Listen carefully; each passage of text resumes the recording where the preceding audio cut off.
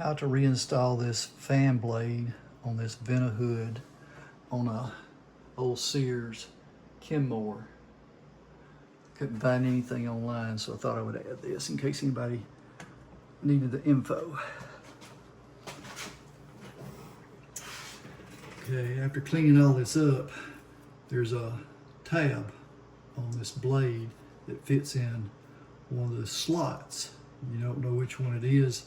You just have to put the fan blade on the motor shaft and push back and rotate the motor shaft with putting slight back pressure on the fan blade, and it will click into the slot that it's supposed to.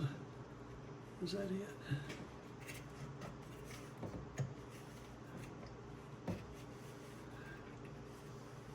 This worked easy until I started filming. That was it right there.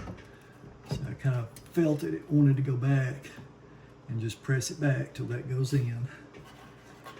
Then you take this spring ring, and there's some tabs on the inside of this fan blade. Just put the spring on, spread it out, and push back. There's some little tabs on the fan blade that it clicks over.